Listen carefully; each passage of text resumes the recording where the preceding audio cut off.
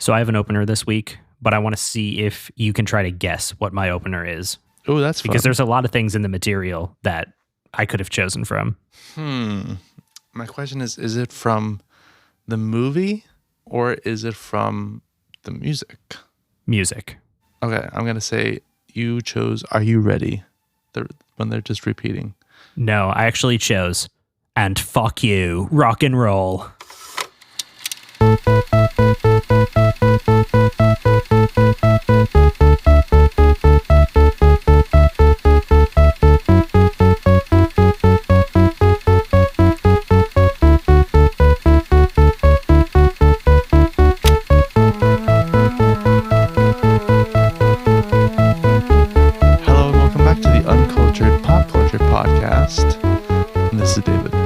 And this is Brandon. And this is David. And this is Brandon again. And we've got an episode for you today. My God, do we have an episode. We have so many things to talk about. I don't even know where to start. I mean, it's Skrillex week. It's Shrek week. I mean, who could want a better pairing than this? I mean, we got two absolutely insane things to talk about today. This is one of the weeks where the moment you see the title of the episode, you know it's going to be a crazy week. Which is honestly the best type of week ever. Dare I say it's going to be a good week. I don't want to overpromise. We haven't recorded this episode yet. I mean, we're doing it right now, live. So I think it'll be good, though. That's my prediction. I do agree with that. I think it will be a great episode, to be honest. So on that note, I got to ask you, David, what have you watched in this past week? Because we have so much to talk about. I watched, or I should say I rewatched a whole trilogy. Because I saw that the Sam Raimi Spider-Man trilogy was back on Hulu. Or was on Hulu. I don't know if it ever was there before. Or it could have been there the whole time. I don't know. But I rewatched it. It was very nostalgic. And yeah, they're great. I love them. They're some of the best superhero movies ever made. Which Spider-Man is this? Tobey Maguire. Okay. A.K.A. like the Spider-Man that looks 30, but is still amazing. Nice. Is he your favorite Spider-Man? He is, honestly. I think those movies are the best Spider-Man movies. They're so like charming and full of heart, which I feel like a lot of the MCU and like DC movies now are missing that.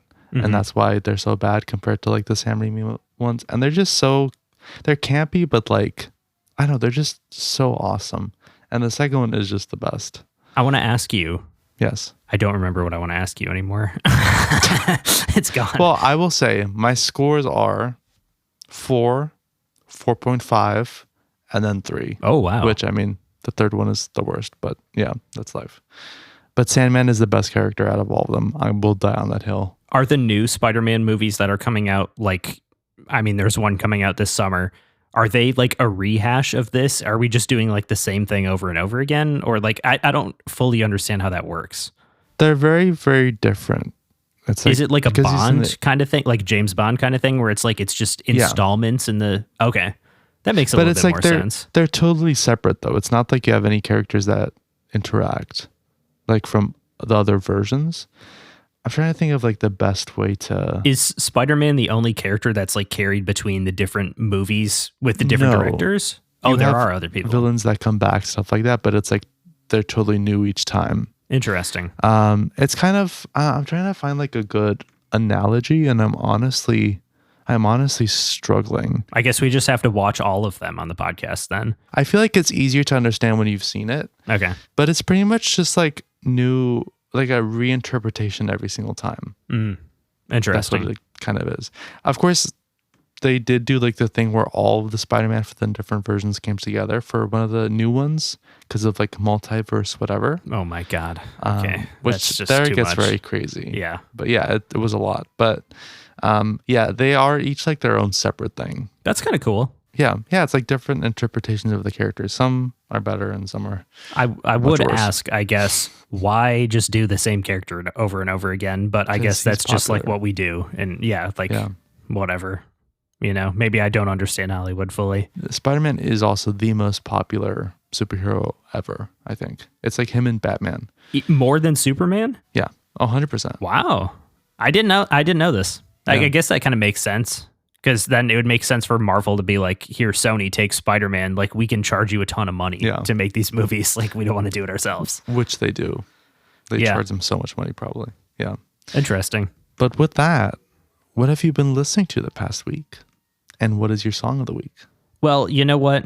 Instead of listening to something this week, I actually watched something Oh. and listened because it was the Grammys.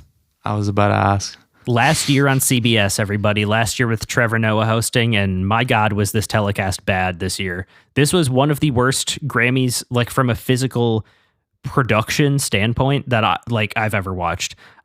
The winners were fine, but I have a few notes here that after watching it and kind of during watching it too, I wrote down. I was like, these are the things I want to touch on the podcast.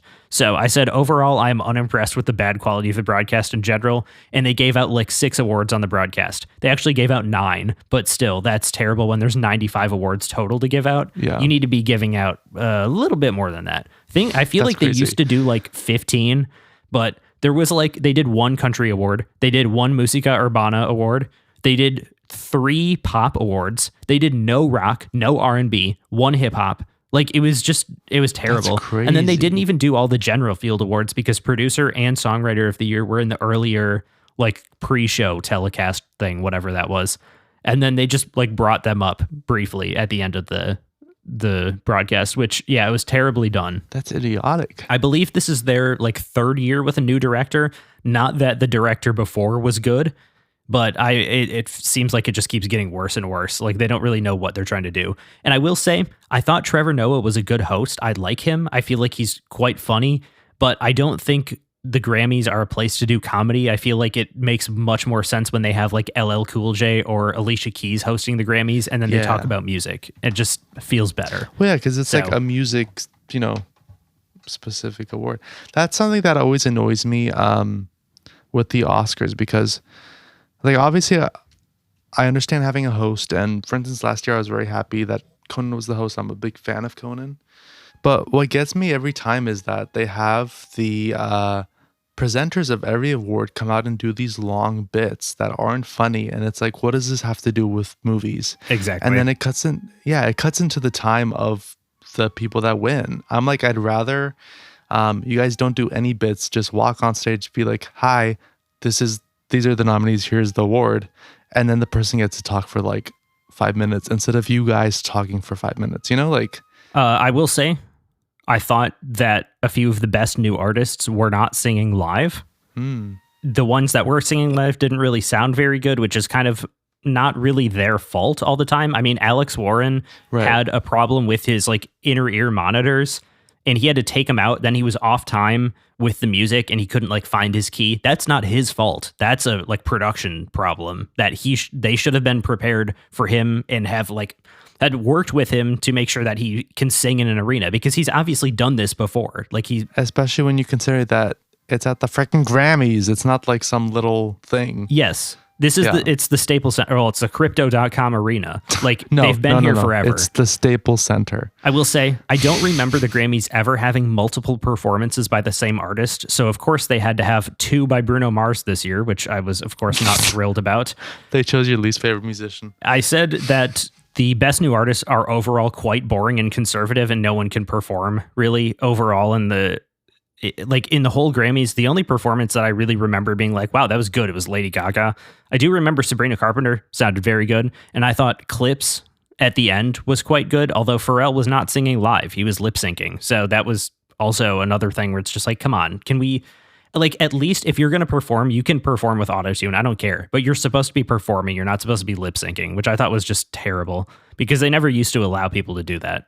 I gotta ask, very recently, I found out about like who Cat's Eye is, the group.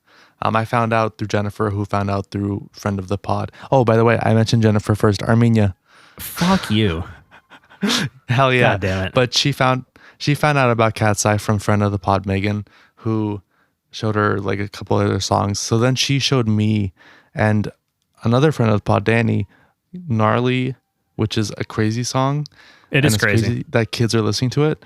So I wanted to know what shout out Hyperpop. Shout out Hyper, not shout. I'll leave that where it is. Anyways, I want to know, what did you think of the fact that they chose Gnarly to perform at the Grammys?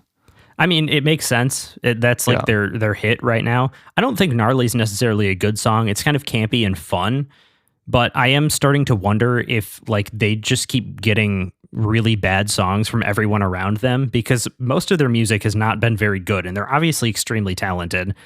But I will say, thank God that they actually did something different than everyone else, because everyone else played it safe and it was incredibly boring. So they at least were memorable in that way. It kind of feels like Charlie XCX performing Guess last year, which I think Guess is like a bajillion times better, obviously. I mean, I will say that was just Addison Rae's performance. She just kind of like, I mean, Addison Rae is kind of like mentored by Charlie XCX, but she just was like, what if I do the same thing she did last year and start like below the Staples Center? I had no idea. Except I don't believe sang, like maybe she did, but it sure didn't look like it. So anyway, I also have to say, Jelly Roll, holy shit. Oh my God, thank you, Jesus. I was locked up in a cell and the only thing I had was this Bible. Okay, man, calm down. He literally replaced like his actual like drug with like Jesus and God. And it's insane. And he's up there screaming about Jesus the whole time. And it's just like insane. I thought that Bad Bunny was the correct choice for Album of the Year. Well, I remember you also mentioned that it felt like a very weak year in general, right? Was that a reason why? Oh, yeah. 2025 was awful for music. Yeah. Like, there was really nothing memorable that came out, like, in pop culture and kind of, like, in general. It's just overall not very good. I mean, we're back in the Trump administration, so everything's conservative and terrible. And nobody's even, like, trying to stand up or do anything that's, like, politically charged. At least there were people who got up and said fuck ICE at the Grammys, which was nice. At least. That's like the baseline at this point. Exactly. You got to do something. Anyway, my last two thoughts are Harry Styles has replaced Bruno Mars as the most annoying musician, I think. He was presenting the biggest award of the night. He looked like he did not give a shit about it, and he looked like depressed and angry that he even had to be there. And I thought it was incredibly disrespectful, and I also don't think he's really that talented. But, you know, that's another conversation for another time when we do his music. Exactly. Anyway, last thought is it's kind of sad that it's done on CBS after 54 years, but ultimately I think it's fine to move on, get a new start. I hope they bring in some new people producing the Grammys and directing it, and get ready for Jimmy Kimmel to host next year. Oh, God. That's my prediction. That would be awful. I hate him as a host. I'm not saying like I think he's fine as like a late night host or whatever, but when he was hosting, you wished ill on him earlier this year, earlier this season. I kind of messed up because then he got canceled on ABC. It literally like 2 days after we recorded that, and then he got brought back, so we're good. But no, yeah, I support him obviously. Yeah, but I'm like I just find him to be so boring. I don't know. Hosts in general, it's hard because it is hard. Like, you know, I don't know. It's weird. It's a thankless job, kind of. It really is. I will say. We are seeing a lot of movement though, because the Grammys are obviously going to ABC, right? It's going to ABC. ABC, yep. Yeah. And the Oscars. And then Oscars are going to YouTube. So, we might see. Still, we got like a year or two before that happens, but Grammys are next year. I think it's 2029 or something like that. Is it that late? Okay. I think so. Which, you know what that means. Markiplier's going to host. And when his second movie comes out. And Iron Lung 2. Yeah, Iron Lung 2, Electric Boogaloo. And it makes like $500 bajillion. It honestly could. Who knows at this point? Probably could. People are so fed up with Hollywood doing nothing and making like shit movies that they're just going out to see a YouTuber's movie, even if it isn't perfect. Yeah. And you know what? That's pretty good. I hope that people learn the correct lesson from this. They won't, but I hope they do, and I will continue to hope that. I hope at least a couple of people learn the correct lesson. So yes, even a couple of people is a good start. And I do have a song very quickly. It's called Cola by Nama Senda. I don't know if that's how you say her name. She's Swedish. Shout out. She was a hyperpop artist. This song is like a Brazilian funk song. It's very weird. It's very like quirky. I enjoy it a lot though, and it's pretty fun. So if you want like a 2-minute long song, I would recommend Cola by Namasenda. And with that, it's time to get into our album. And I have some housekeeping here before we do that. I am counting this as one EP. In the title, it will say Scary Monsters and Nice Sprites by Skrillex. We did 3 additional songs from More Monsters and Sprites, which is like a deluxe remix EP. They are technically 2 separate EPs, but they are under the same era and they fall into like the same umbrella. And I'm sorry that electronic music is insane and releases stuff like this. It makes little to no sense, but that is unfortunately the way that it is. So this will be counted as one release, and I'm sorry that you didn't get to listen to First of the Year Equinox, Roughneck Flex, and Roughneck Full Flex before listening to this episode. But just know that we will be talking about them. If you want to, you can always pause and go and listen. Exactly. Or we can get through these first 6 songs, and then you can pause and listen to those 3 before we talk about more Monsters and Sprites.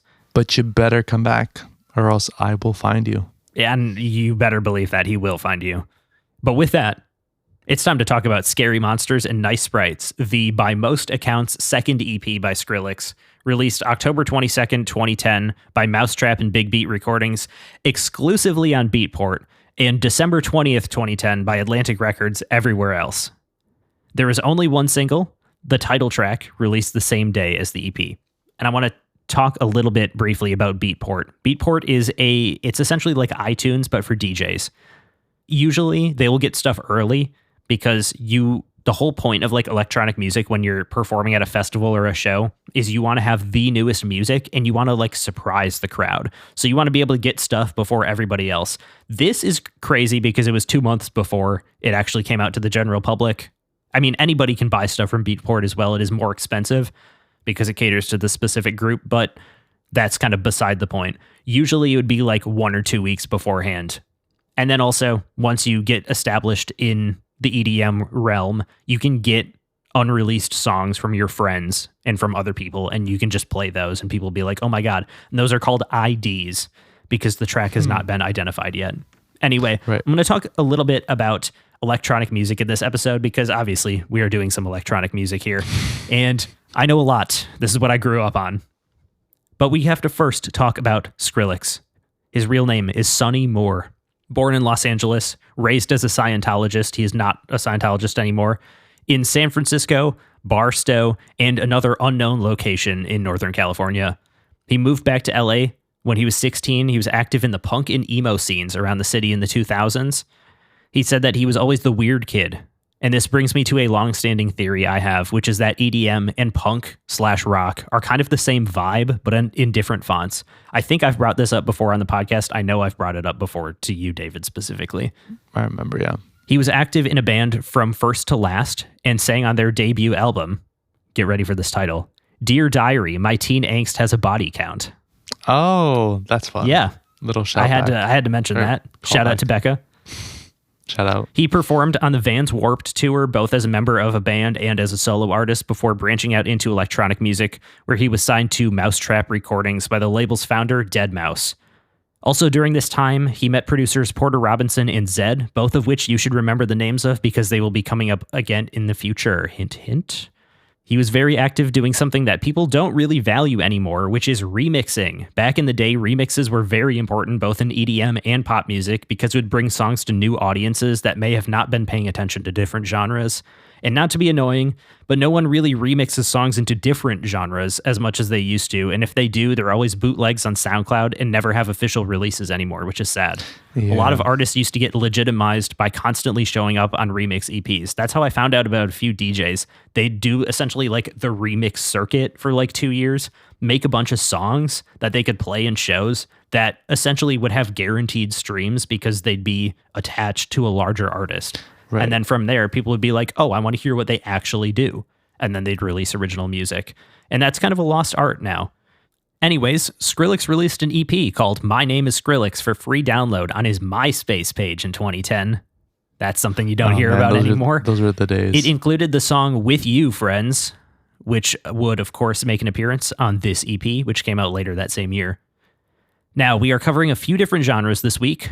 Dubstep, brostep, complextro, and progressive house. Dubstep originated in the UK in the mid-2000s. It takes a lot of influence from Jamaican sound systems and the genre of dub, which is related to reggae. It's defined by the darkness of the music and prominent basses, which are built up to the eventual bass drop, which is essentially the part where it goes insane. Brostep is an offshoot and subgenre of dubstep. It was developed and popularized in America, most prominently by Skrillex. And the description of the genre is, what if dubstep went harder?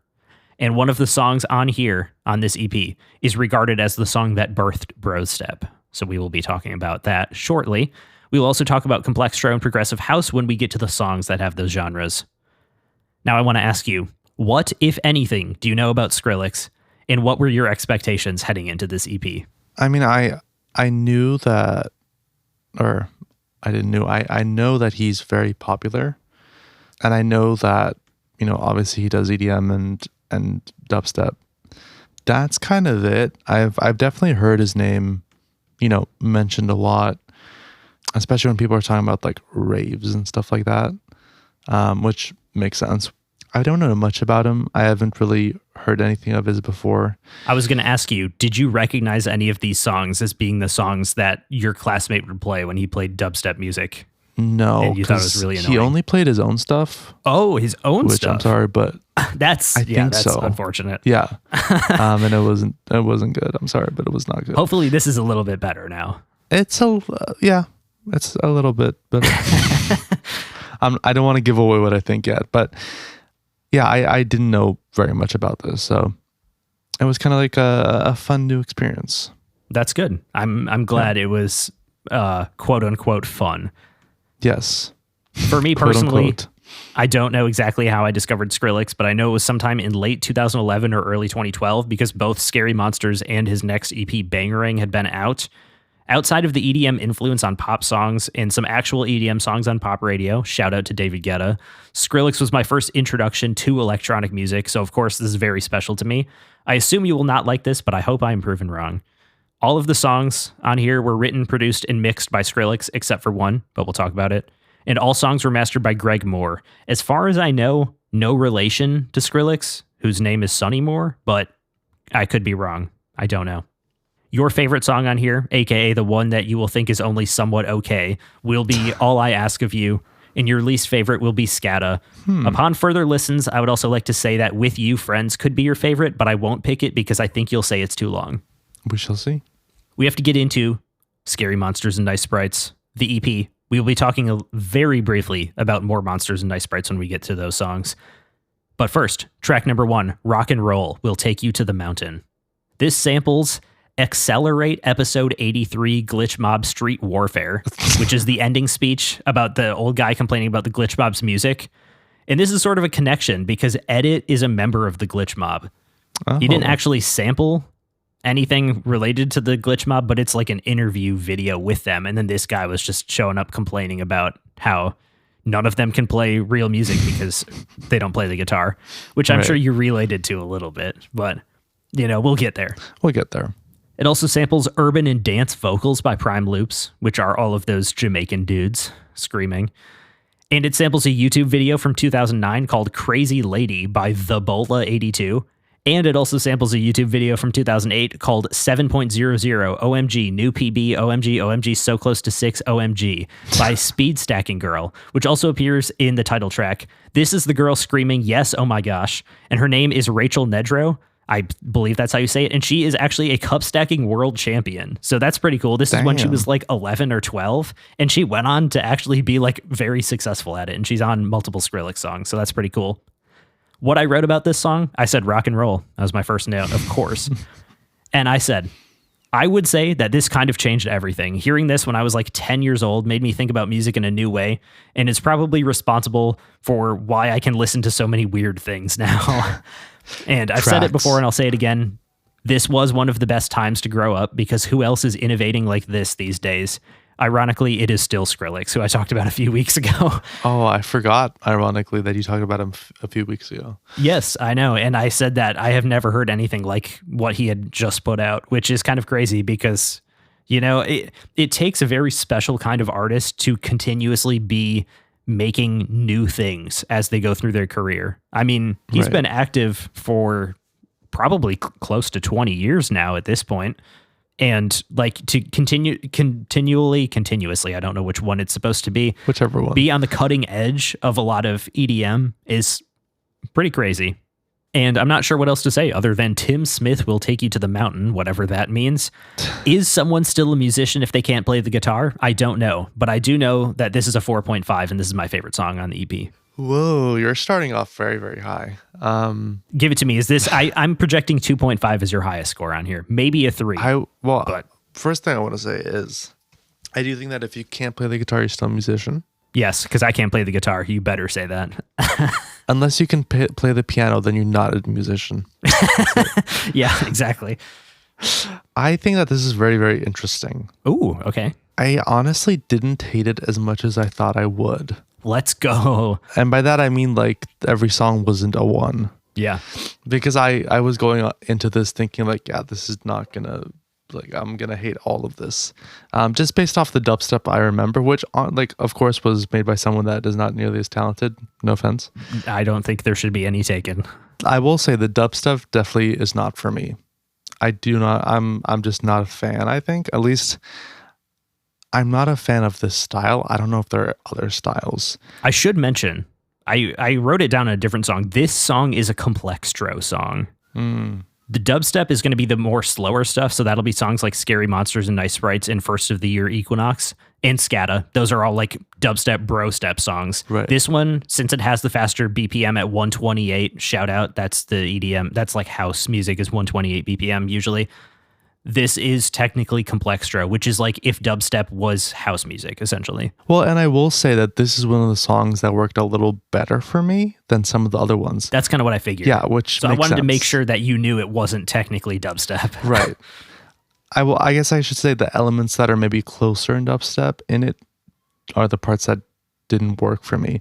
Yeah. What I came to find is that in a lot of songs, there were elements that I liked, while there were a lot of elements that I really didn't like, and that kind of made the whole song not, or it kind of made it just not for me, even though there were certain elements that I did like. This song is a 2.5 though. That's better than I thought. So, starting off not too negative. We'll get there, don't worry. Things will go in various directions going forward, so we'll see. Track number 2, the title track, Scary Monsters and Nice Sprites. This one also samples Speed Stacking Girl, which, of course, this is the iconic Yes, oh my gosh, which I thought was Yes, oh my God for a while, but he just like cuts it off before she says the shh. Yeah. It also samples one of Skrillex's older songs, and this is a common theme that shows up here. A lot of the vocals are other songs that he had originally written, either as like more, I guess, tame EDM songs or as like rock songs. And then he takes his own song and like remixes it into a dubstep song or anything else that appears on here. So I think that's pretty interesting and pretty cool.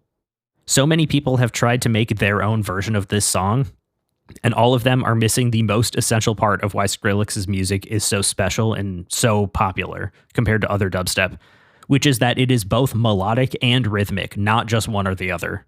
There is a melody in this song, which, a lot of newer, especially brostep and tear out, which is like an insane, even more insane version of dubstep. It's just like sounds. That's hard for me to imagine. Yeah, it can be like physically painful to listen to sometimes. People used to like say like how a dubstep song is good is if it makes your ears bleed, which I always took as literal, but sometimes maybe it could work. I mean, there's that one image, a study from probably like 10 years ago that says playing Scary Monsters and Nice Sprites will stop mosquitoes from having sex and reproducing in like Panama and like the places where mosquitoes are really bad, because the frequencies in it are so insane that it like is painful for them. Wow, that's crazy. That's legitimately crazy.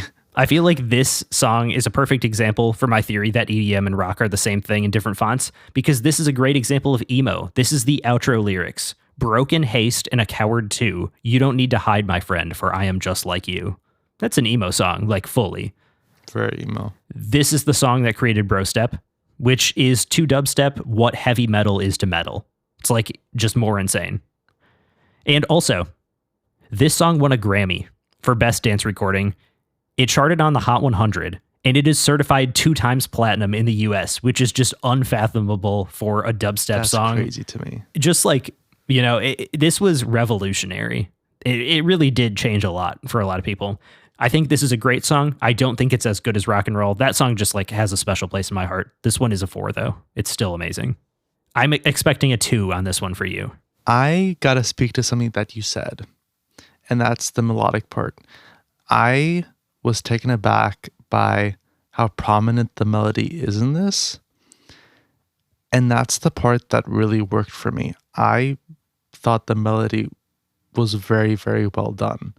To the point that they're like the quieter parts of the song I do actually like, which makes sense. I am a melody person.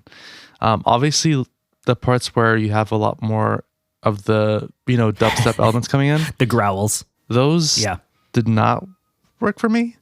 But the melody aspects of it just really, like, it really worked, and it helped me appreciate the song. So this song is actually still a 2.5. Nice. In large part because of the melodic aspects of it. I think it's just so well done. And I wasn't expecting that at all. It is always very interesting to hear, like, kind of some of the more, dare I say, beautiful parts of the song. There's a lot of piano in here, which I will say at some point I have that as a note. It is kind of insane, the amount of piano that I was not really even, like, consciously aware of. I haven't listened to this EP in full in God knows how long, because I know my songs that I like, but Right. it's so fun, and it's so nostalgic because it's been forever. I used to listen to this all the time on YouTube, just going through all the songs and being like, wow, how did he do this? But I do want to say, to further expand my connection between EDM and rock, I feel like the reaction you're having to this song is how I used to feel about like metalcore, which is a more melodic version of metal. And it takes some amount of hearing the melody and then being prepared for that, like the screaming part essentially in metalcore, where it like just goes insane and they turn it up to 11. I feel like that is an acquired taste because I kind of like was able to teach myself to appreciate that and to look for it. And it also helps to get something, a band or an artist that really sounds amazing to you, because I'm a strong believer that every genre has at least one artist that I will like, even if I don't like that genre. So I was able to find some metalcore music that was super melodic and super like pop forward that I was able to get into and then kind of get used to that screaming. Obviously, Skrillex was my first introduction to dubstep, so I don't have anybody who's like tamer, I guess, that I can recommend to you right now. But we'll have to find that, because I do think that it's potential that you could come to appreciate, at least, maybe not like, but appreciate the fact that there are insane moments in this song and dubstep in general. That's very true. But now it's time for track 3. The thing that I say all the time, kill everybody. I wrote down, this is my anthem. Watch out, or else Trump's gonna hire you for ICE, man. Oh my God. Fuck ICE. Fuck ICE. This song is sometimes referred to as electro house, but it fits more with the weird genre that is complextro, that everyone who makes it says isn't real. But it is, I'm here to tell you. And there's this weird thing that we see. This happened with hyperpop. The first people making hyperpop were like, that's not what we're making. We're making something else. And then everybody looking back is like, oh yeah, that's what it was. That's the same thing that happened with complextro. Everybody in the moment, Porter Robinson coined the term complextro and was like, this is like a joke to talk about what I'm making right now. And now looking back, everybody's like, wow, I loved complextro. And we have kids on TikTok trying to make it, and they're referring to it as complextro. So, eventually it will get adopted. And, I think it applies very nicely to this song. Like I said, it's essentially if dubstep was house music. So it's a faster BPM. It's more melodic and ever changing. And you can hear that in this song. I'm not sure what else to say about this song other than I used to listen to it a lot in middle school and it still goes hard. Also, if you want a dubstep version of this song, I don't think you do, but for our audience, the Bare Noise remix of this song, which is on this EP, is like genuinely great. And I also listen to that when I'm listening to this EP. This is a 4. Interestingly enough, to me, I felt like the song had a lot less melody than Scary Monsters. I could see that, yeah.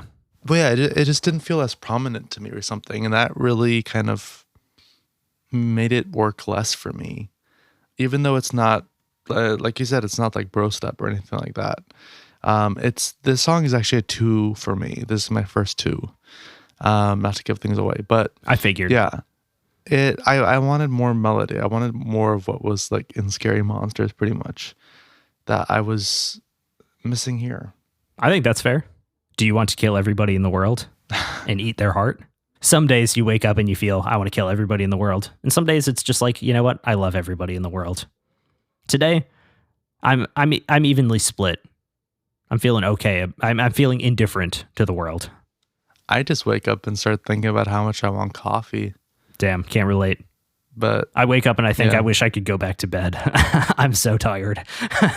Well, I think that too. That's where the coffee Yeah. comes in. True. Yeah. Yeah. You just substitute it. I Yeah, get exactly. it. Track number 4, All I Ask of You, featuring Penny Bird Rabbit. Her name used to be just Penny. I don't know when it changed. I'm sorry. This is what I said would be your favorite song. And it's because this is a progressive house song, which is a genre that is focused on melody, set against the typical 128 BPM, 4 on the floor kick pattern of house music. Progressive house also had this weird split in the early 2010s around this time that the song came out, where there were songs like this, and there were songs like Zedd and Avicii's big hits, which were also called progressive house, but sound very different. That style is retroactively referred to as festival progressive house or main stage progressive house. But this song fits more with the original definition of the genre progressive house. And this is kind of more what it means now. Although we are starting to see people refer to some progressive house as melodic house, which I think is idiotic because most house music is melodic. Most music is melodic. Yeah. So that's not really a descriptor or a Doesn't make genre. much sense. But, I don't know. That's something to complain about later. When I was younger, I never really liked this song because it wasn't insane. And it's definitely not my favorite on the album, but I like it a lot more now. This is a 3.5 for me. I did pick this one because it's more melodic. It's more laid back. The one question is, do you like her voice? Which is kind of where I was like, I don't know. But I did pick it as your favorite. Honestly, I did not spend a lot of time I didn't really notice her voice because the whole time I was listening to this, I was like, wait a second, this is house? This is what I like on this album? It's just a normal song. Yeah. And I was also like hesitantly waiting to see if some dubstep would come flying at me while I was listening to this. But I was surprised. I was not expecting this, and I was not expecting to give a song on this album a 3 that was very close to a 3.5. I almost gave it a 3.5. And honestly, I could see this becoming a 3.5 in the future. I can too for you, for sure. Yeah. Yeah. This was absolutely my favorite song. Hell yeah, let's go. I would go back and listen to this again. Nice. I'm glad that there was something on here that you were able to find and enjoy, because I did, when hearing this song, I was kind of like, I could definitely see you liking this. It is a lot more chill. It doesn't go insane. Honestly, I feel like I just like stuff that's chill and not insane. I think I've just finding that out. And I will say, if you like this, I think there's like a very good chance that you will like listening to Dead Mouse in the future. Oh. He is much more chill. The one problem with him is his songs can be like 8 minutes long. So if you're okay with that, I don't know. We'll see. We'll see. We'll see when we get there. Yeah, because see. I like a lot of Dead Mouse's stuff. Some of it can be a little bit boring because it's so long, but some of it is really nice that it's so long because it just feels like it's constantly, like it's slowly changing throughout the song. And that's kind of what progressive house is. It keeps progressing. Wow. Track number 5, Scatta, featuring Foreign Beggars and Bear Noise, written by Bear Noise, Foreign Beggars, and Skrillex, produced by Bear Noise and Skrillex. I wrote, that Halloween ass organ. I kind of forgot how like spooky and like, I don't know. It just feels like a Dracula type of organ in this song. I can see that. I wrote down 2 more things. Maybe this song is the reason I like British rap. Hearing this at 10 years old, maybe it changed something in my mind. Explains a lot about you. And I was like, whoa. Maybe, yeah, maybe I was 11 at this point, but I was like, whoa, British rap? Crazy. And I think that this is one of the craziest songs on here, and it's so good, and it remains so underrated when people are discussing Skrillex's best songs. I mean, comparing this to Rock and Roll or Scary Monsters and Nice Sprites, it's got about the same streams as All I Ask of You or With You Friends. Like, it kind of blends into the background of this EP later, but I think it goes incredibly hard, and I gave this one a 4. Yeah, so this is not my least favorite. Let me just throw that out there, yeah. But it's definitely like at the bottom. It's just none of the elements are things I'm interested really. Dubstep, rap, and British people. Yeah, exactly. Yeah, it's just not for me. There's just nothing in it that I am really interested in. This is not something I enjoy. It's a 2. Oh, okay. I was wondering if it'd be a 1.5. Well, I will say we will come across the 1.5 later. Okay. I have an idea of what it is, but Yeah, we'll see. it's going to be on the second EP. That's my thought. Anyway, track number 6, With You Friends, Long Drive. This song samples Do de Oliphant. I don't know how to say that, by Skrillex. What? It's his own song. Oh, okay. And it is also a rework of the song of the same name from the first EP. Both of those songs appear on the first EP, and then he was like, what if I combine them and make them into one song, which is With You Friends, in parentheses, Long Drive. The first one, it doesn't have the long drive, and I think that's what like separates them. I don't have much to say about this song. It's fine, but it's always the song that I skip. Listening to it in full, it does have some nice melodic moments, but it just feels a little too long and just not like super interesting to me. This one's a 3. It's my least favorite, but I don't hate it. I did really like the melodic aspects. I thought that it kind of reminded me of Scary Monsters and Rock and Roll, where there's a little bit more melody, which I did really like. I didn't enjoy like the manipulated vocals really. Yeah, that's why I wasn't going to pick this as your favorite. Yeah, no, yeah, and it is definitely too long. I feel like with time I could see this going up to 2.5 because it's not like I hated listening to it or anything like that. I was like, okay, it is a 2.5, but it is a very high 2.5, and it's close to being a 3. And I think that honestly, if all I ask of you was to go to 3.5, this would probably go to a 3. So it's very close, but it's definitely like, it's one of the songs where it's like, man, I wish the other aspects, like I wish I enjoyed them as much as I enjoy this particular aspect, I guess. Well, that's the end of the first EP. Now we have to talk about the other 3 songs, which are from More Monsters and Sprites, released June 7th, 2011 by Mousetrap, Big Beat, and Atlantic. All songs on here were written, produced, and mixed by Skrillex, and all songs were mastered by Skrillex and Chris Geringer or Geringer. I don't know how you say his name. My apologies. He's a very good mastering guy. I don't actually do mastering engineer, I guess would be the correct terminology. I just completely blanked on that. My prediction is that you will like Roughneck Flex better than the Full Flex version, and I think that Roughneck Full Flex might actually be your least favorite song. So we'll get there. Oh, interesting. We'll see. So these are our last 3 songs on here. The first one is First of the Year, Equinox in parentheses. It samples a song called Equinox by Sonny Moore, which is Skrillex's real name. This was a song he wrote when he was doing his own thing before kind of figuring out what Skrillex was. And it also samples Crazy Screaming Lady in Parking Lot, which was posted to YouTube by E-Bomb in 2005. That's fun. And just like Scary Monsters and Nice Sprites, this song also charted on the Hot 100 in the US and it's certified platinum, which is kind of crazy for a song that sounds like this, once again. And my hot take is that this is like an even better version of Scary Monsters and Nice Sprites, the song.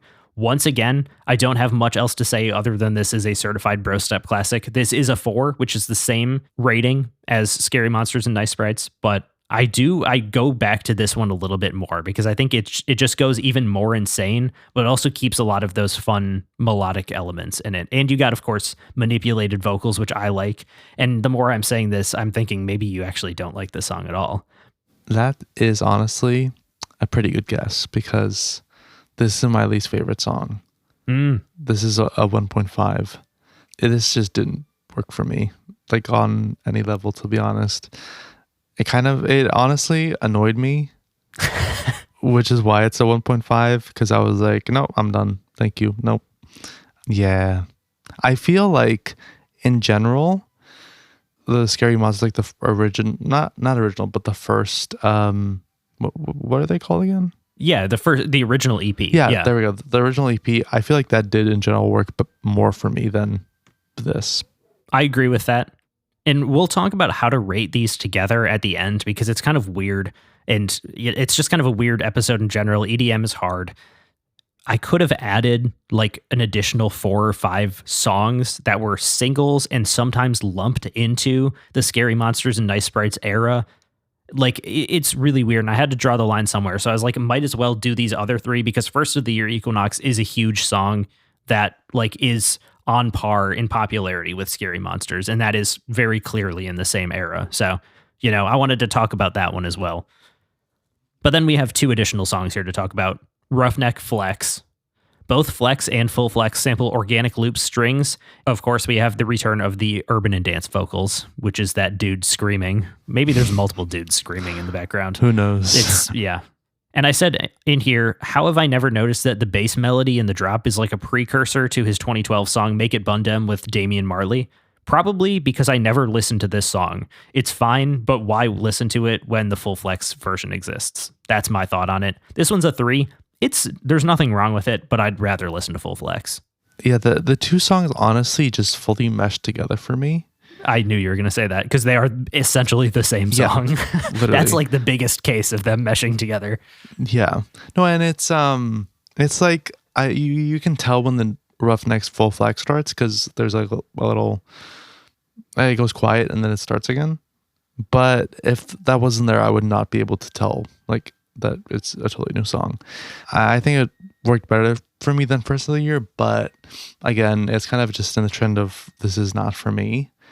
And I do think that it's too long. And I'm not even talking about them separately. Like for me, Roughnecks was too long. And then you kind of add Roughnecks Full Flex and I was like, this is even longer.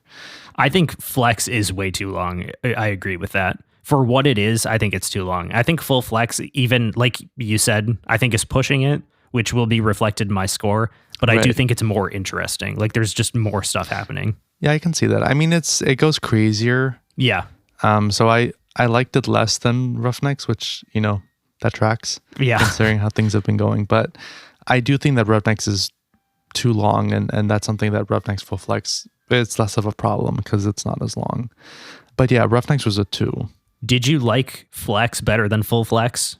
Or do they actually have the same score because they're the same song? Roughnecks, I mean, they have the same score, but I still preferred Roughnecks over Full Flex. Okay, that is what I thought. Yeah. Yeah. Because, Full Flex just goes more insane. And speaking of, track number 3, the final track on here, is Roughneck Full Flex. I said another classic, and the music video is weird as hell. What else can I say? This is a 3.5. That I do think that the first drop, it goes like, and then it goes to the super high one. That's the one where it's like, that's the most like ear bleeding moment on the album, where sometimes if you're listening to it at too high of a volume, it can be physically painful to hear. Right. It is insane. This is kind of like the precursor to a lot of like dubstep and brostep and tear out stuff that we have now, which is just like, can I make the most obnoxious and annoying song to listen to? Right. And a lot of the times, yes, you can. And it's just like physically painful to listen to. And that's kind of what this song I feel like set up, but it does it in a little bit better way because it's also melodic and it's kind of fun. And I assume this is another one where you'd be like, if it didn't have the crazy parts of either Flex or Full Flex, you'd like it a little bit more because it is quite melodic. It is, yeah. I can totally see that. Do you have any thoughts on this one? I mean, I kind of honestly said all my thoughts already. This one's also a 2? This one is a 2, but it's closer to a 1.5. So yeah, that's fair. That's kind of, those are my thoughts on the song. So obviously you liked Scary Monsters and Nice Sprites more than More Monsters and Sprites, which is how I feel as well. I gave Scary Monsters a 4, More Monsters a 3.5. I gave it as a whole a 4. I don't know how you want to rate these because when we're going on Rate Your Music, I assume you're just going to be putting in Scary Monsters and Nice Sprites and rating the first 6 songs. But what I did was I did rate them separately and then I just put a rating for both of them together. Separately, Scary Monsters would have a 2.5 and More Monsters or More Scary, whatever it's More called. Monsters. There we go. More Scary. Has a 2, and then together it's just a 2. But yeah, I was surprised by Scary Monsters that there were actually some songs that I enjoyed because I thought it was all going to be like 1.5s. Nice. So. Well, that's somewhat successful. I assume you will be returning to All I Ask of You at some point, and maybe with you, friends. Yeah. And maybe this will be one where, much like 100 Gex, we will eventually get you to a place where you return to it and you say, there is something else here that I didn't originally know. Maybe you won't like it. I mean, we'll see what happens when I return to 100 Gex too, because I will say this is one of the EPs / albums that most like aligns with the trajectory that allows 100 gecs to exist, because there's a lot of stuff here Right. that's very abrasive and insane. I can see some through lines there. And I will say, Dylan Brady, before he was in 100 gecs, was signed to Ausla, which is Skrillex's record label. So that's kind of a fun little fact there for you as well. Oh. But with that, I'm giving it a 4. You're giving it a 2. That's about what I expected. But now we got a movie to talk about. And I assume this is going to be almost as insane of a process as kind of these songs were in general. So It's going to be insane. let's do it. Let's do it. Did you know? Well, okay, we're talking about Shrek. Did you know about all the behind the scenes stuff that happened? Like, did you know anything about that? I know some of it, and I want to say one thing, and I want you to tell me if I'm wrong. Say it. I believe Lord Farquaad is based off of somebody at Disney, and I feel like it's Michael Eisner. Did you see that anywhere, or is that unconfirmed? It seems like it's speculated that he is. I don't know if it has specifically been stated. I don't know that it ever will be either. Probably not, yeah. But it's widely speculated that he was based on Eisner, which we will talk about why. Yeah, That is the we got case. a lot to talk about. We got so much to talk about, but Let's do it. Some even crazier stuff to talk about. Like, Okay, I'm ready. Yeah. I don't know as So- much. That was the big thing I knew. And I knew that Yeah. this was kind of, I think this was the movie that made Katzenberg, Geffen, and Spielberg be like, we should make our own company.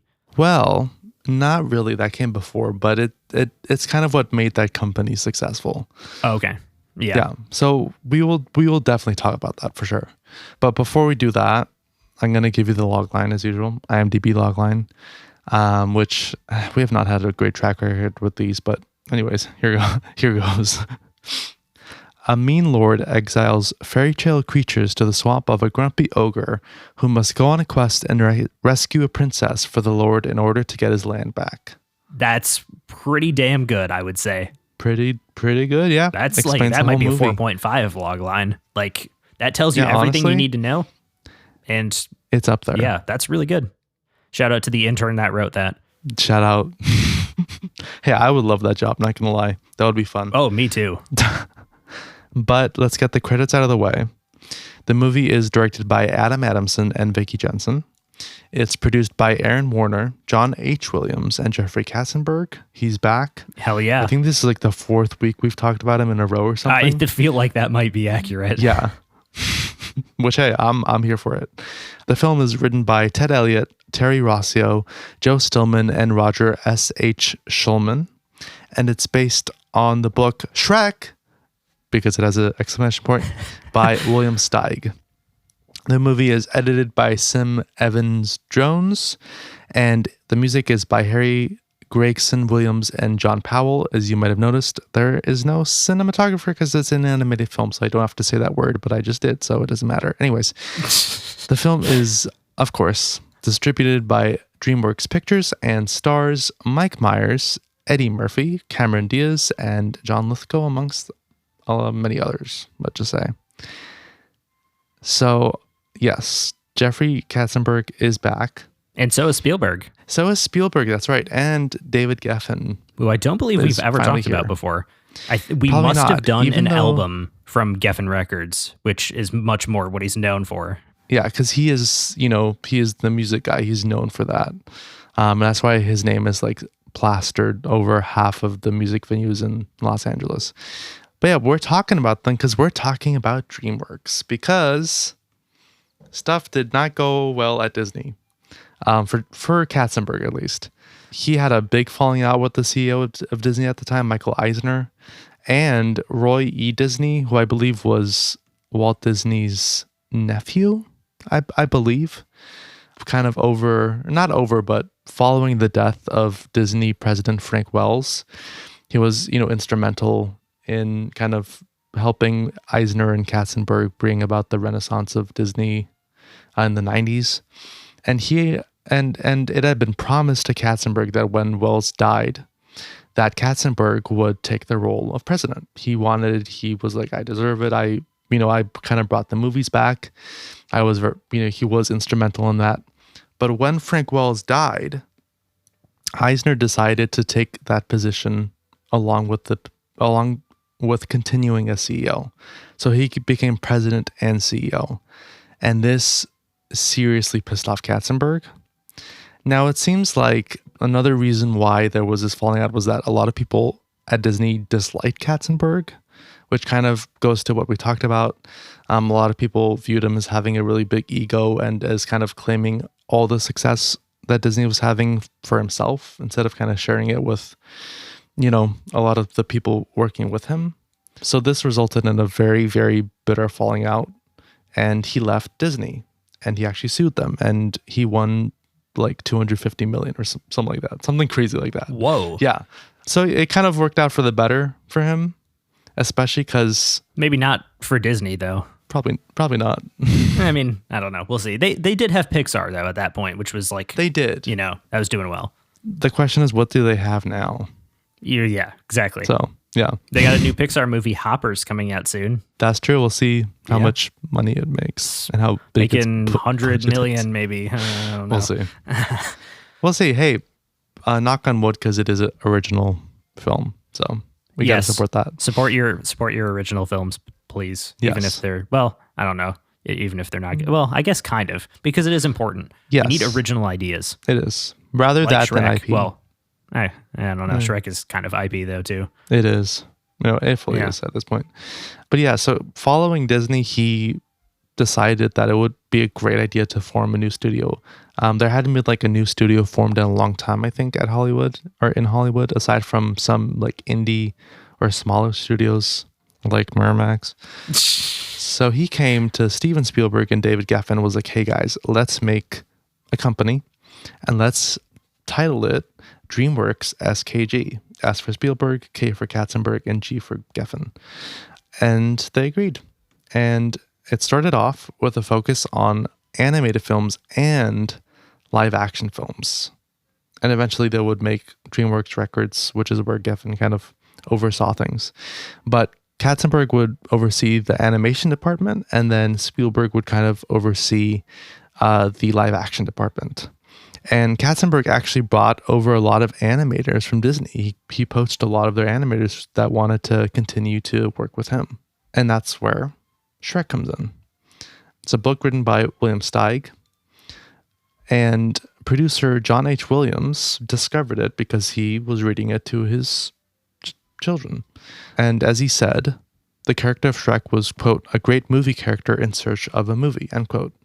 So they decided to produce at DreamWorks. And initially, I think Spielberg wanted to produce it himself as a traditional hand-drawn animated film starring Bill Murray and Steve Martin. Oh, wow. Which would have been a very different film. That might have actually been good, though. Like, honestly, it could have been different, but it might have been good. Depending on the story, because the book, as we will talk about in a second, is actually different in a lot of ways, but we'll get there. Is it worse? We'll see. Because I feel like that's also the trend that is we've also been talking kind of about the trend. the past few well, weeks. I want to hear your thoughts. I mean, obviously, it's a children's book. I think it's only like 20 pages or something like that, so it's bound to be very different. But we'll talk about it. Of course, Katzenberg did take it over from Spielberg, and they quickly started working on character creation and story outlines. I will say he capped the film's production budget at 20 million and limited the number of characters to 17. I don't think these stayed in place going forward, but that's how it kind of started out. But like I said, let's talk about the story in the book. In the book, Shrek is a young ogre who is actually kicked out of the swamp, I believe by his parents, but don't quote me on that.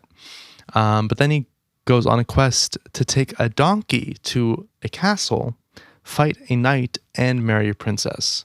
So it's more like, oh, I want to do these things. And as one animator put it, quote, Shrek was essentially the story of the ugliest guy in the world who meets the ugliest girl, they get together and have the ugliest kids, end quote. Interesting. I do like the movie version better. I don't know that that version is necessarily bad, like you were saying, but it's different. But I do think the movie version has more of a theatrical element to it. Well, yes. Well, and I think the book story kind of speaks more to children, which makes sense. It's more of a children's story, although I think it still was kind of a more rough and tumble book. I think it wasn't like your classic fairy tale. But the first version that they developed was actually very different because originally the script that they developed from the book was that of a teenage ogre who is very sweet and kind.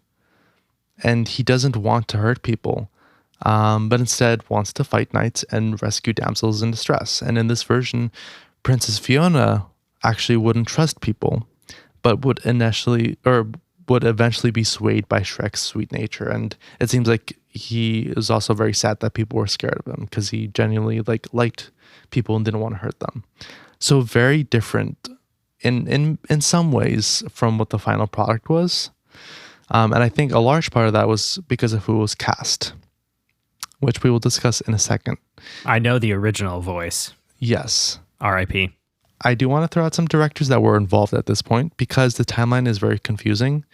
But it seems like at some point, Henry Selick, who was famous for directing Nightmare Before Christmas, yes, that was not directed by Tim Burton, but he was involved, and then John Tippy was involved. They did bring on Janine Garofalo to voice the very, more angsty version of Princess Fiona.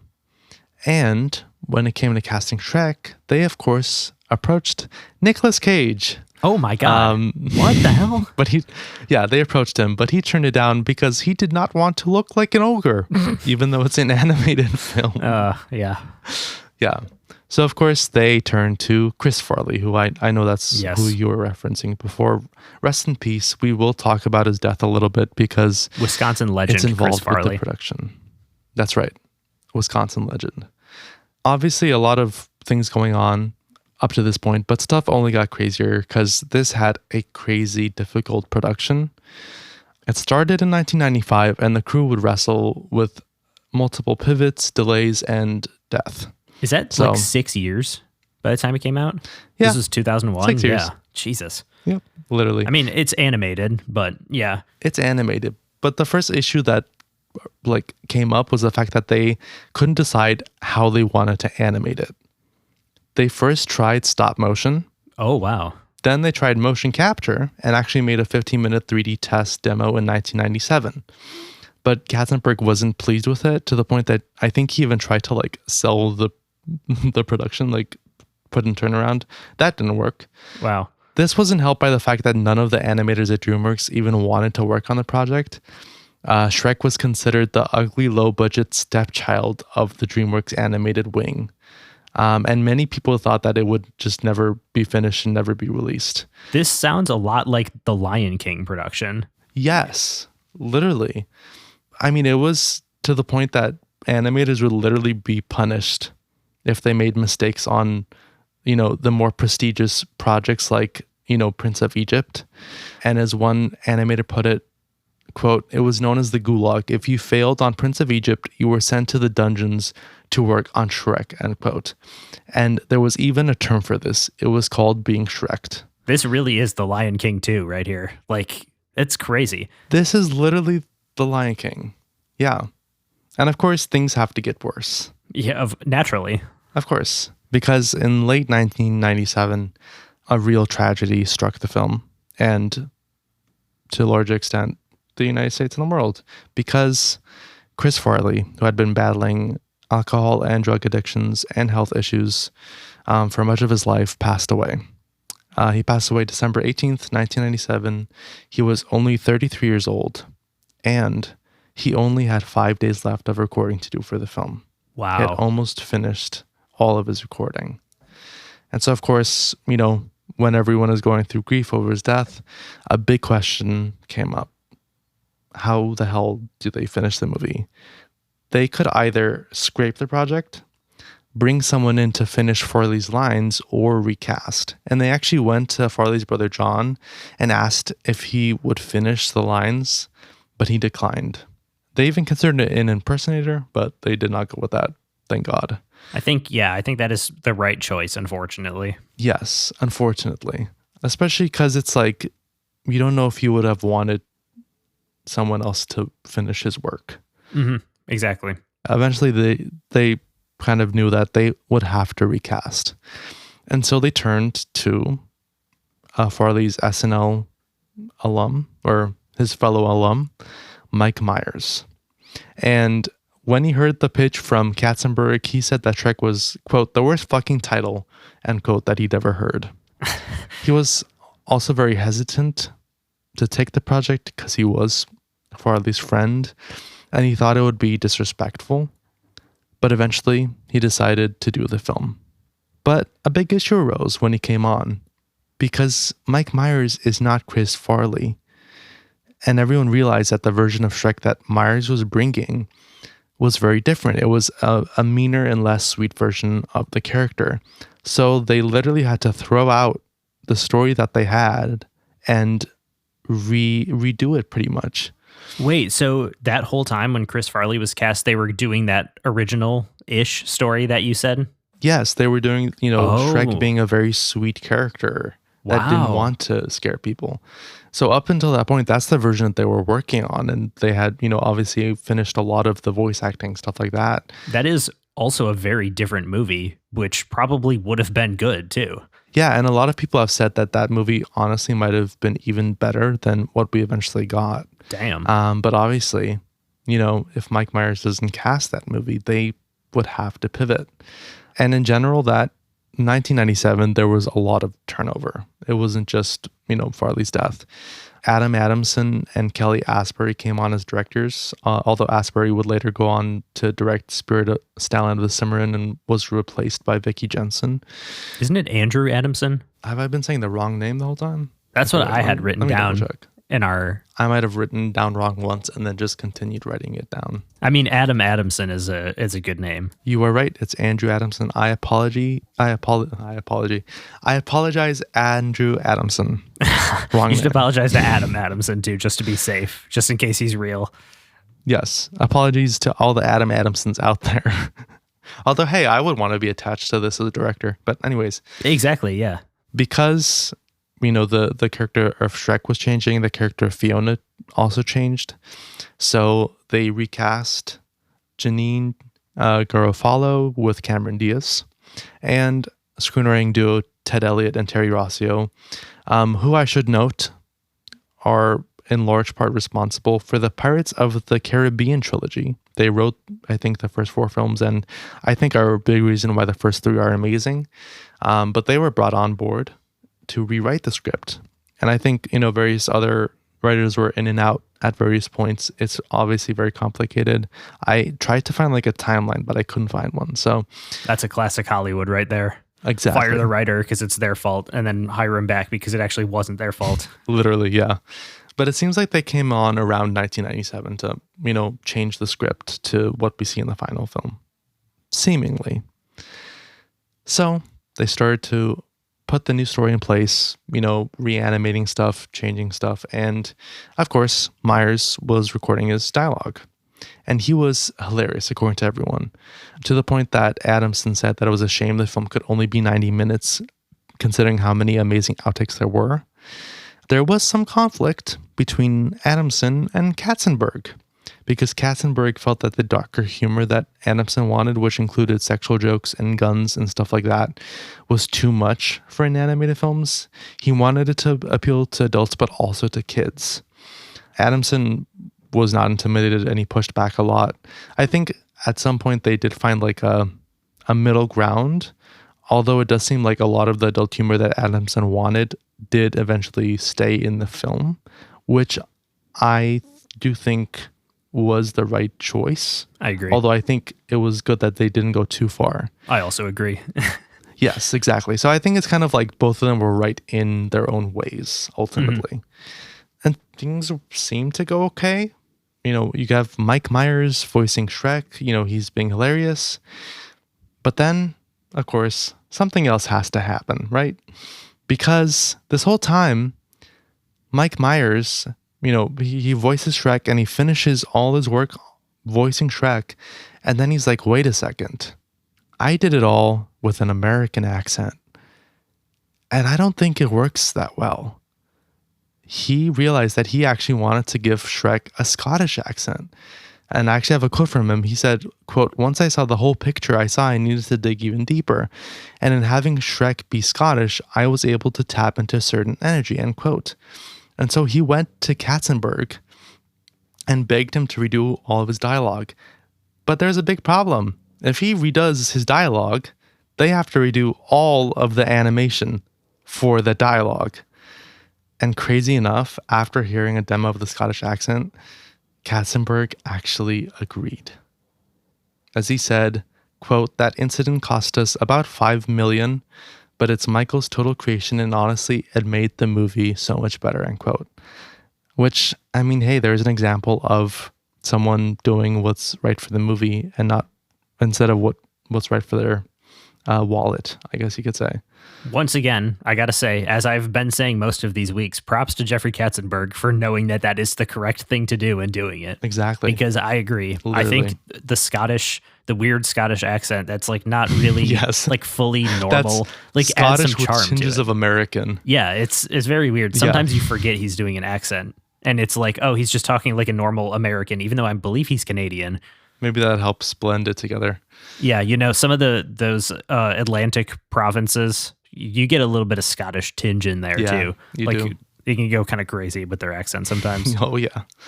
But I agree. I think it was 100% the right choice. But obviously it meant more and more work. And actually, I have a date for when the animation started. It started October 31st, 1996. I think that refers to the time the actual computer animation started, not the other attempts at different styles. And it took over 4.5 years to finish. Wow. Because of multiple changes. Now, DreamWorks was not doing great. Up to that point, their animated films had not been doing amazing at the box office. Movies such as like Prince of Egypt got critical acclaim, for instance, but that didn't really translate to great box office gross.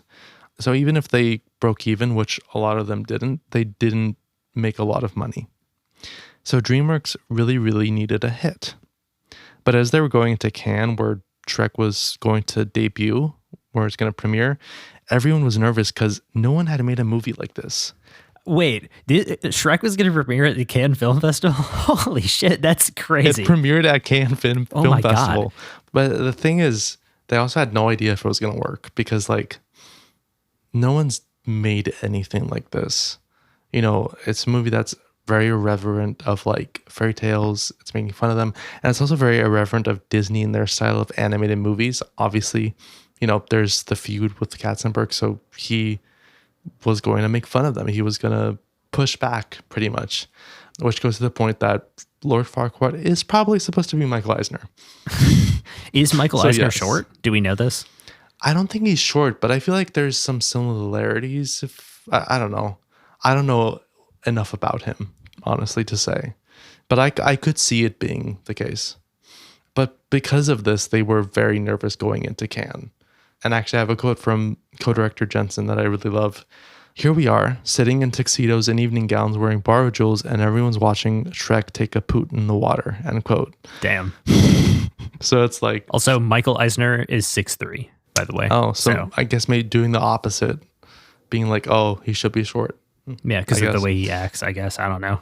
Who knows? I actually have a quote from Katzenberg too, who was particularly nervous. As he said, quote, "For the first 10 minutes... nothing. My heart was thumping. My forehead was breaking out in a sweat. I said to myself, they're going to burn the place down," end quote.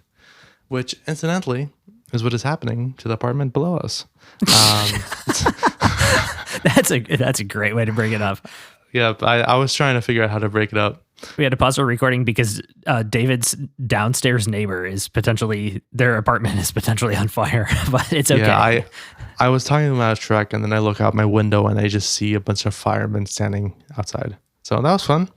But they averted the crisis just like Shrek averted another crisis because people absolutely freaking loved it. Even at Cannes? Yeah, I can. People loved it. Wow. They got a standing ovation, which, I mean, everything gets a standing ovation at Cannes these days. But I feel like... Yeah, how many minutes was it? That's the real question. 5 billion. Well, I feel like back then it was more genuine. I feel like it hadn't become a thing yet because it was like, 2001. And that translated. The movie came out May 18th, 2001 in the US, and it grossed $492 million on a budget of $60 million. So just Wow. like a runaway success. I was wondering if this was pre or post 9/11. This was pre 9/11. It was also pre Both of Us. That's true. Yeah. It also became the best-selling DVD of all time in just 4 weeks. Whoa. It sold 5.5 million DVDs in those 4 weeks. That's insane. I never would have guessed that. That is insane. They probably made back their money just from like the DVDs, to be honest. Do we know the budget of it? 60 million seems like at the end. That's not too bad. Yeah, especially considering that they had to like redo everything like twice. Yeah. That's honestly really good. It also got critical acclaim from audiences and critics. They praised the humor, the subversion of typical fantasy tropes, the use of music, which is very notable. Yeah, very good. Yeah, very, very good. And the central performances, especially when it comes to Eddie Murphy. It was, of course, noted for being anti-Disney by spoofing classic fairy tales and fantasy tropes and spoofing Disney itself. And it would go on to receive 2 nominations at the 74th Academy Awards, one for Best Adapted Screenplay. Wow. Which I actually had no idea. Kind of crazy. And one for the newly created Best Animated Feature. First time that category was included, and it would go on to become the first winner. Now, I do think... Okay, wow. I do think Monsters, Inc. should have won. Oh my God, that's what it was up against? It was up against Monsters, Inc. That's a crazy field. That is it's crazy that it won, but I also like, I wish Monsters, Inc. had won, but I get it because Shrek is so culturally important. It's more culturally important than Monsters, Inc. And I say that as someone that absolutely adores Monsters, Inc. Even if Monsters, Inc. is better. I don't know. That's what I think. I do agree that Monsters, Inc. is better. So yeah, there we go. I will say, I grew up on both of these movies, both Shrek and Monsters, Inc. Yeah. Those were big ones that we watched a lot. We had the DVD of Shrek. So there you go. That kind of proves your point that it was the most successful DVD ever, because I even had it. And I grew up on Monsters, Inc. So you could say that like, me liking Monsters, Inc. is just nostalgia, but the fact that you also prefer it and you grew up on both, I think speaks to just how amazing that film is. But we'll cover it when we get there. We'll cover it. Yeah, we have to do that. Absolutely. At some point. 100%. And so Shrek, the movie that was literally called the ugly like duckling of the studio, actually saved DreamWorks financially. It also gave them their own unique image that it would continue with, Madagascar, Kung Fu Panda, How to Train Your Dragon, which is, in my opinion, the best DreamWorks movie ever made. But anyways, and it also proved to be incredibly culturally influential. It's probably the most culturally influential film of the 2000s and maybe ever. I don't know about ever. I could definitely see 2000s, but definitely though. Definitely 2000s. Up there for one of the most influential animated movies of all time, too. For sure. 100%. It obviously would go on to spawn 3 sequels to varying critical acclaim, but they were all popular at the box office. And of course, we're getting Shrek 5 this year, which... This year? We'll see what happens. Isn't it this year or is it next year? I feel like it's next year, but I kind of forgot that was even happening just in general. So that was like actual shock that it's No, but it's I real. think it is this year. I mean, we're getting Toy Story 5 this year too. So. Oh yeah, no, you're right. It's 2027. Okay, well, I might watch that. I could be seated for that. I'm intrigued, although I don't know. I gotta wait to see what I think of the other ones first. I feel like so we'll see. But my last note is that in 2022, it was selected to be preserved in the National Film Registry by the Library of Congress. That's just how influential it is. We've had quite a few films in there, but animated films, that's like a huge achievement, especially because, people look down on animation so much. I would imagine that Lion King and Ratatouille are also in there, but those are also two other very like well-regarded and influential films. So definitely the Lion King's in there. Yes, I think. Definitely. I don't know about Ratatouille. That might be one where it's like in a few years it might make it in. I think it should be in there, but that's just me. Yeah. I mean, I gave it. I was looking back at my scores. I gave that a 4.5. I don't even remember liking it that much, and I remember you in literally the episode talked about talking that. us. Yeah, and Yes. we were like, "Is it really that good?" And then it is. It is actually that good. It's kind of like a sleeper hit movie. Like people forget about it. It is. I will say, except for me, I remember how amazing it is. I think you gave it a 5 too. Oh yeah, it deserves maybe, that. or maybe it's a 4.5. It's yeah. I'm gonna spoil something. Monsters Inc. is a 5.2, and it's actually Pixar's best film in my opinion. I could But see that. I think that's just me. I feel like we had this conversation Yeah, on the Ratatouille episode. Is Monsters Inc. the best Pixar film? And it might be. there's a very, very good chance. Yeah. But now I have some questions for you because Well, I have a question for you too. okay. Because Go for it. I think I know something, and I want you to talk about it to the audience. I remember a while ago when we were planning out this season, you had said, I have never seen Shrek before. Is that true? And was this your first time seeing it? And I want to start with that specifically. That is absolutely true, and this was my first time watching it. Okay, nice. I just wanted to make sure. Yeah. No, yeah, this was like one of those, staple films that I just never saw growing up, which I feel like everyone kind of has that with, a couple of films. And this was one of those for me. For sure. I mean, I never saw The Yeah. Lion King growing up. So okay. Exactly. I'm sorry, but it's different for you. You saw like 5 films before we started this podcast. That's true. That's true. But still, The Lion King, that's a big one, That's I true. saw Shrek. I saw Monsters Inc. and Toy Story and stuff like that, but I never saw The Lion King. That is kind of crazy. Yeah. No, that's true. When you think about it that way. No, and I will say Shrek was 100% what I expected. And of course, I know about it a lot. I've seen clips on YouTube before, stuff like that. So I kind of knew what to expect, but it was 100% what I did expect in a good way. Nice. Yes. It wasn't like, I had to be pleasantly surprised. I was going into this probably thinking like, yeah, this is probably going to be awesome. I did want to point this out because this is once again one of the rare movies that I have seen and you haven't seen, which is like super rare. I think that's only happened one time on the podcast so far. Well, I was going to say, ironically, it has actually happened before. Do we remember which movie it was? Because I don't. I don't think so. I don't remember, to be honest. I mean, I think it's only going to happen another like 2 times in the whole lifespan of the podcast, to be honest. Most likely. So, I mean, looking at what we have next season, I don't believe that there's a movie that I have seen that you haven't seen. There are a few movies I've seen next season, but I don't think there's any that you haven't. Because there are quite a few films I haven't seen, but I think they're also all films that you also haven't seen. So, yeah. That's how it should be. Yeah. But that kind of leads me to my question to you, because out of the two of us, you are the person that has seen it. So has it aged well? Was it as good as you remembered it from your childhood?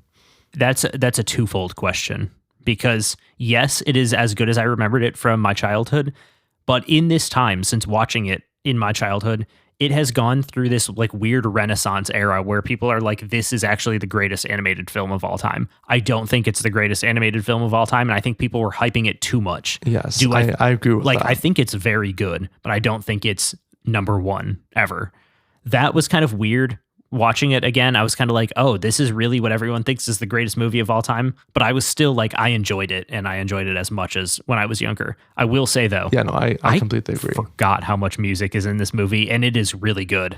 Every like 20 minutes, you're just, honestly, every 10 minutes, you're hit with a song. I was going to say, it's even less than 20. Like there's so many songs in here, and all of them work so well in the movie. They do. Like, this is a top tier like soundtrack, like using music in the movie and real music, I guess, that has already existed, and using that to propel the story and to tell the story. Well, and the thing is, like, I think that's a reason why the film is so iconic, and I think the film made those songs also iconic. So it's kind of like, hey, now you're an all-star. That's right. I mean, it's kind of like a situation of the chicken and the egg, which one came first?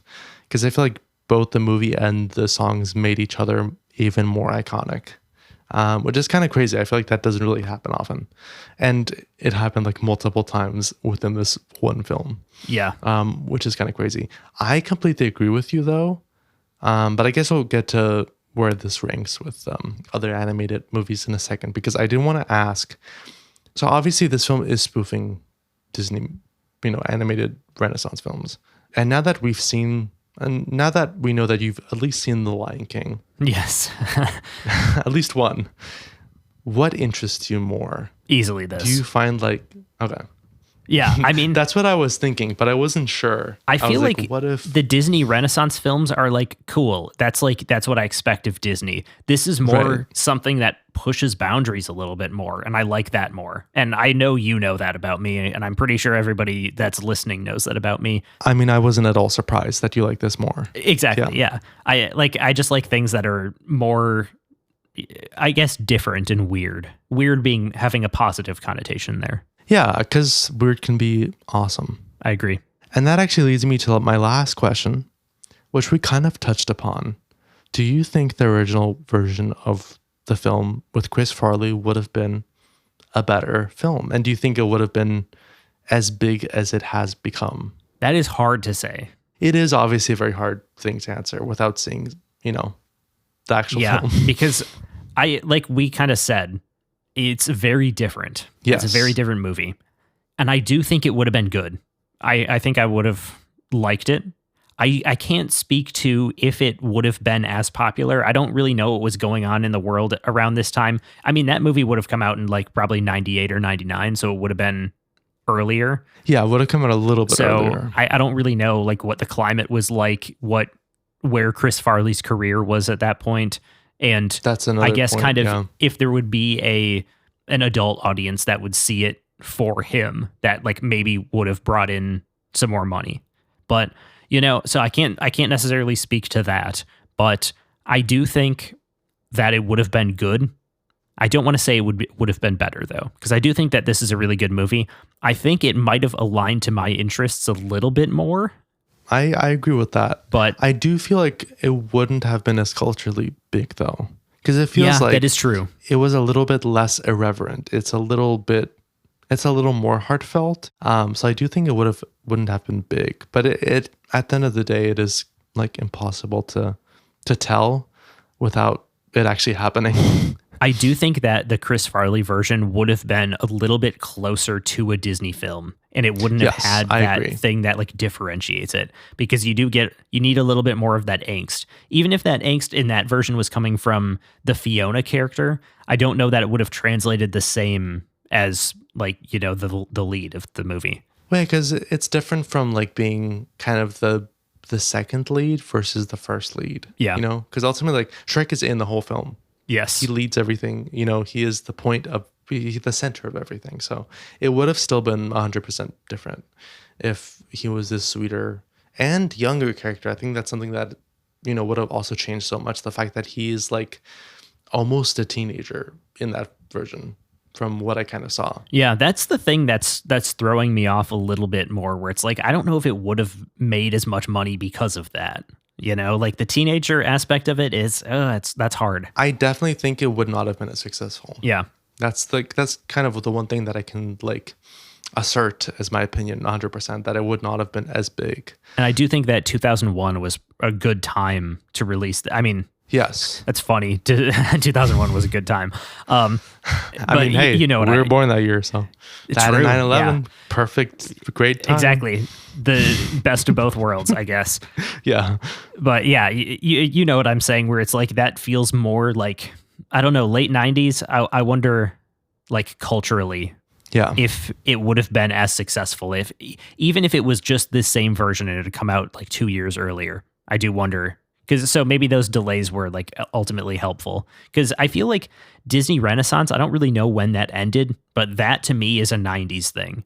And the fact that this is a very 90s thing, and then new millennia, it wrapped up like late 90s. Yeah. So I feel like this is kind of almost perfect, where it's like we're going to start our own thing now, a few years after. Well, because I feel like in a lot of ways, the 2000s were more just irreverent. It was about pushing back, about being weirder, about being, crasser, all that kind of stuff.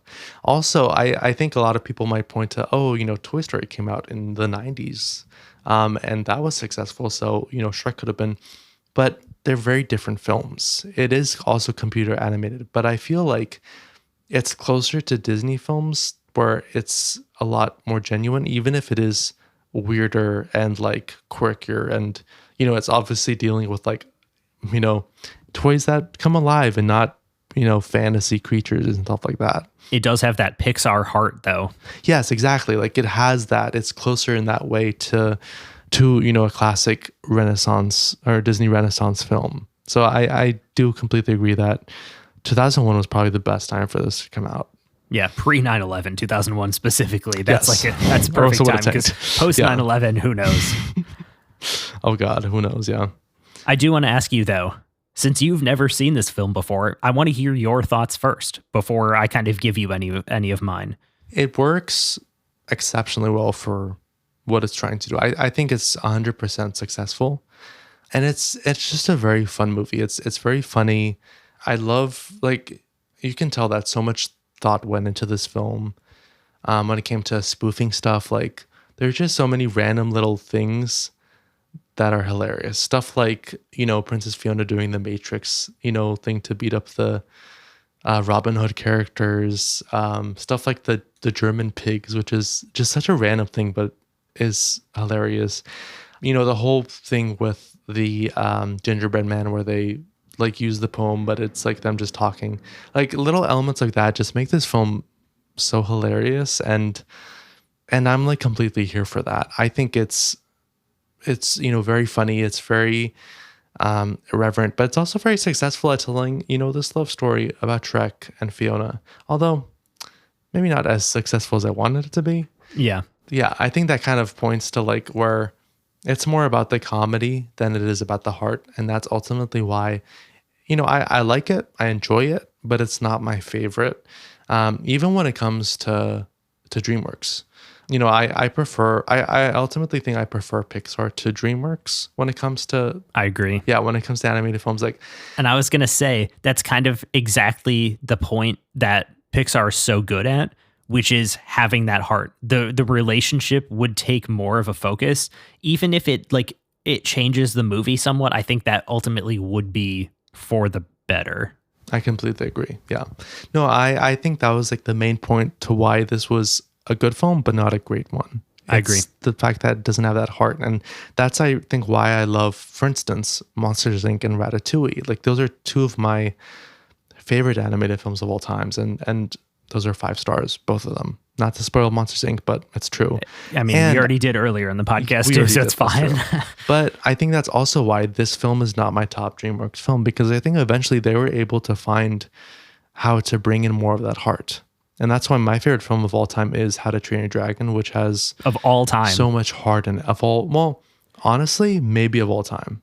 Wait, really? How to Train Your Dragon might be the best movie ever? It might, no, not the best movie, but the best animated film. Like, it's up there Okay. with Monsters, Inc. and Ratatouille. Well, Yeah. still, that's a huge achievement, though. That is a very big achievement. Well, because it has so much heart. I can't wait to watch it. I've on the seen it, podcast. but I saw it in like 2010 when it came out, and I Yes, haven't seen so- it since. So I remember liking it a lot. Yes, because I mean, that has as much heart, if not more, than like a lot of Pixar films. And the other movies that I love from DreamWorks are the first 2 Kung Fu Panda films, which I think also have a lot of heart in them too. I don't think they're as strong as How to Train Your Dragon, the first one. But I mean, I still think that they were able to find that balance, because I feel like those movies still feel very DreamWorks. They still like Yes, have I agree. some more of that irreverent quality, but they are able to balance it better. I think the main thing that when I think of a DreamWorks movie is it's going to be weirdly a little bit more masculine in its like kind of like I can see humor and kind Yeah. of like crassness, I guess, for lack of a yes. better word. Like, I feel like Pixar has that heart, and they have a lot of funny moments. They're softer, but DreamWorks is just a little bit more like, I don't want to say edgy, but like, you know, along those lines. That's a word that describes it, though. Yeah. Yeah, No, true. I completely agree. But yeah, I mean, I guess with that, I'll give my score. It's a 4. I still really enjoy That's it. what I expected. Yeah. I mean, I still enjoy it. It's still a very fun time. But like I said, it doesn't have as much heart as I want it to. And it's not something that I'm going to come back to a lot, which I know a lot of people like come back to this film a bunch. And Yes. it has all this relevancy. But I feel like, just me personally, I need a little bit more than that to keep coming back. This is very interesting because I feel like Mm-hmm. this is like one of those movies that everybody says is super rewatchable. I don't feel like it is as much. I feel Yeah. like it's short. Because once you've seen the jokes a couple of times, it's Yes, kind of like, they don't okay. hit as much. And I feel like in that regard, Ratatouille is more rewatchable. Yeah, because it's more of a 100%. story and it's more something you have to get like more invested in. Yes, I completely agree. That's interesting that you say that, because I do feel like a lot of people have this idea that Shrek is a really rewatchable movie, and I don't know that it is. That's not to say it's bad, Yeah. because I don't think it is. No, yeah, But, it's still good. yeah. But yeah. My score, I guess I'll give you my score right now. This movie is a 3.5. 3.5. Yep. Perfect. Oh, I did it. Yes. Nice. Yeah, I knew it. it's the perfect 3.5. It's better than just being a good movie, but it doesn't have that thing that pushes it over the edge for me. Yeah.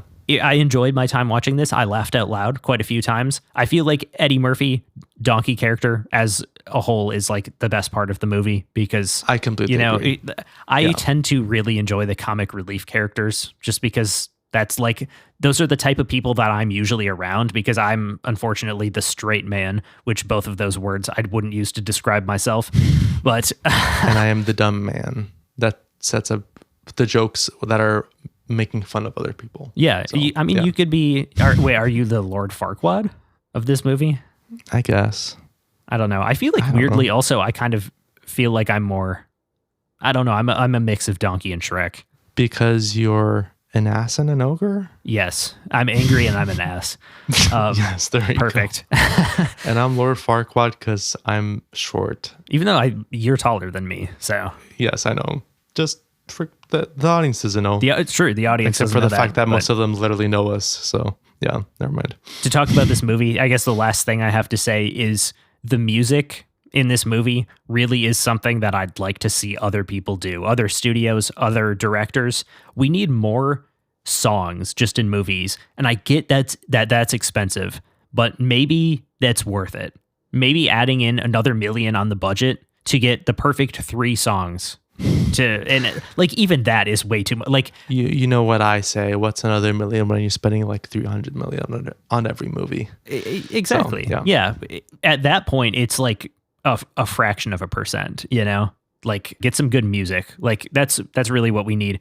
And I feel like that's what a lot of movies that I feel like are missing that like next step are missing. Like they're missing that song that really ties everything together. And I think opening this movie yeah. with the fact that you have the Smash Mouth song, it's just like it sets up Yeah. the tone perfectly, because it's like, I don't know if it's a good song necessarily, but it's a lot of fun, and it just like gets you in that right mood, because it's like kind of it's weird, it's quirky, it's irreverent. It tells you what the movie is pretty much. Yeah. And I feel like that's a lost art almost. And I don't know whose job that would have been. I assume the music supervisor, whoever they are, but that's something that I would like to see be brought back. Especially, I feel like it's a lot easier in animated movies.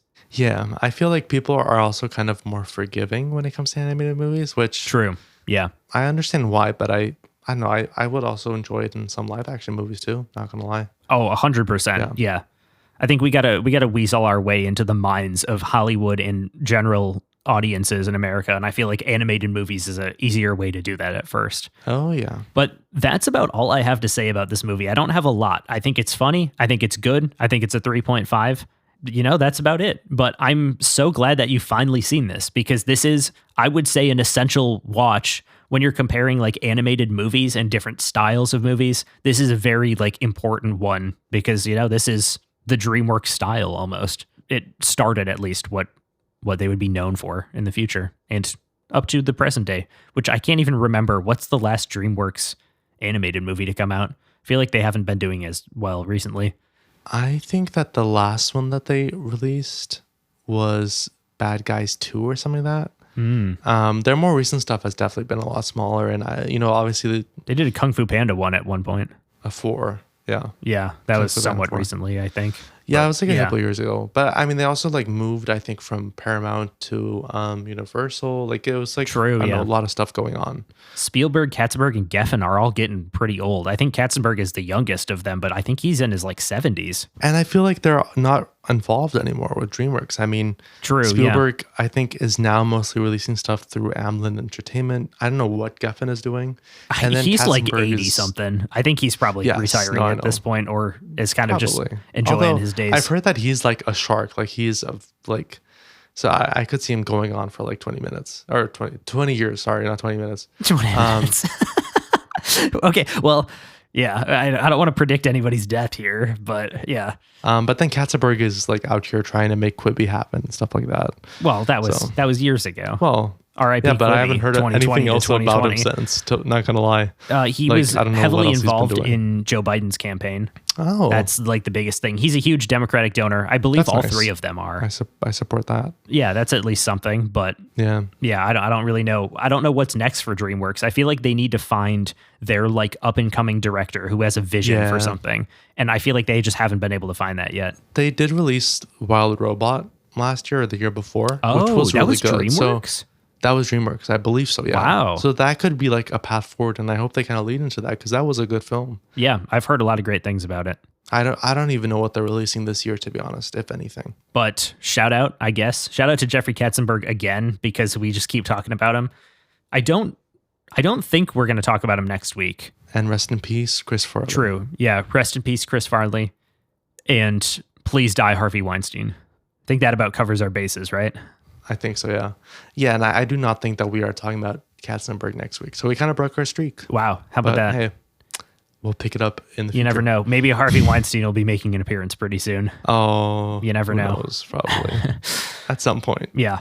But on that note, pretty successful week overall. Yeah. I would say. I would say so too. You liked Skrillex a lot more than I thought you would. And that's a win in my book. Hey, that makes me happy to hear. Now, next time we listen to some Skrillex, it's only going to go downhill from here because his music gets crazier and crazier. Oh, God. So we'll have some fun with that maybe in the I'm future. going to start rating stuff from the 1.5s and the 0.5s and stuff like that. I think I do see. want to get you another like pretty bad album for you to, because we need to. You're generally like pretty positive, and I feel like I need to bring out some anger. I am pretty in you. positive, yeah. And you know what? Maybe I have something planned for next season. Oh, I don't know. I'm We'll scared. see. Well, We'll I see. will say, I won't spoil it, but I think we are going to end the year on a very positive note, i.e. even more positive than usual. So That's what I'm hoping for as well. But we got one more episode in between that one and the finale. And guys, it's going to be a good one. We have a lot to talk about next week. And you know so what? much to talk about. You can get a head start on listening to it by going over to our Instagram right now.